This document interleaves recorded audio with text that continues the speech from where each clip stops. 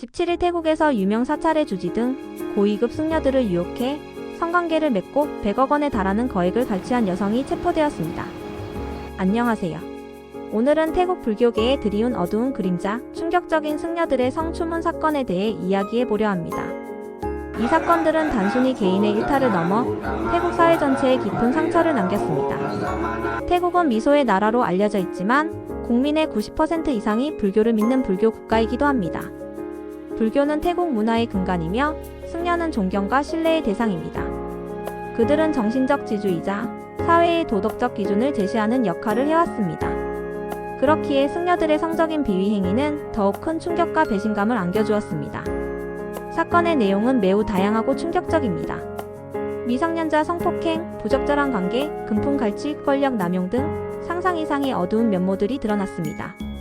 일부 승려들은 자신의 지위를 이용하여 여성 신도들을 유혹하고 심지어는 미성년자에게까지 성적으로 접근했습니다. 이러한 행위들은 언론을 통해 보도되었고 관련 영상과 사진이 유포되면서 더욱 큰 파장을 일으켰습니다. 특히 승려들이 막강한 영향력을 행사하며 사건을 은폐하려 했다는 의혹은 대중의 분노를 더욱 증폭시켰습니다. 이러한 사건들은 단순히 개인의 일탈로 치부하기 어렵습니다. 종교 지도자의 부패는 사회 전체의 도덕적 해이를 불러일으키고 사회 시스템의 신뢰를 무너뜨리는 심각한 결과를 초래합니다. 태국 사회는 이 사건들을 통해 종교의 역할과 책임, 그리고 사회 정의에 대해 깊이 고민하게 되었습니다. 종교는 사회의 윤리적 기반을 제공하고 공동체의 결속을 다지는 중요한 역할을 합니다. 하지만 종교 지도자가 부패하면 그 영향력은 사회 전체에 부정적인 영향을 미치게 됩니다. 불신과 갈등이 심화되고 사회는 더욱 혼란스러워집니다. 사건 이후 태국 사회는 충격과 혼란 속에서 변화를 모색했습니다. 정부는 승려들의 자질 검증을 강화하고 성범죄 예방 교육을 실시하는 등 재발 방지를 위한 노력을 기울였습니다. 또한 불교계 내부에서도 자정 노력이 이어졌습니다. 불교 지도자들은 부패한 승려들을 처벌하고 종교 개혁을 추진하려는 움직임을 보였습니다. 그러나 이러한 노력에도 불구하고 여전히 해결해야 할 과제들이 많이 남아 있습니다. 종교 개혁은 쉽지 않은 과정이며 기득권의 저항에 직면할 수 있습니다. 이러한 사건들은 우리에게 몇 가지 중요한 질문을 던져줍니다. 종교 지도자는 어떤 존재여야 하는가?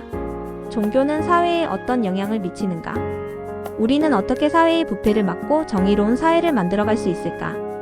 이러한 질문들에 대한 답을 찾는 과정은 우리 사회를 더욱 건강하고 성숙하게 만드는 데 기여할 것입니다. 우리는 종교의 역할과 책임을 다시 한번 되새기며 사회 정의를 실현하기 위해 끊임없이 노력해야 합니다.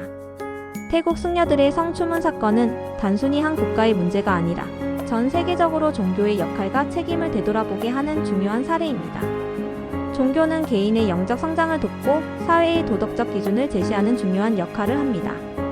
하지만 종교 지도자의 부패는 이러한 긍정적인 역할을 훼손하고 사회에 큰 상처를 남길 수 있습니다. 따라서 우리는 종교의 역할과 책임을 끊임없이 되새기며 사회 정의를 실현하기 위해 노력해야 합니다. 또한 종교 지도자들의 도덕성을 감시하고 부패를 방지하기 위한 시스템을 구축해야 합니다. 그래야만 우리는 더 나은 사회를 만들어갈 수 있습니다. 오늘 이야기는 여기까지입니다. 여러분은 이 사건이 한국에서 일어났다면 우린 어떻게 이 문제를 풀어야 할까요? 댓글로 여러분의 생각을 공유해주세요. 다음 시간에도 더욱 유익하고 심도 있는 정보를 가지고 여러분을 찾아뵙겠습니다. 궁금한 점이나 알고 싶은 내용이 있다면 언제든지 댓글로 남겨주세요. 여러분의 관심과 참여는 저에게 큰 힘이 됩니다. 감사합니다.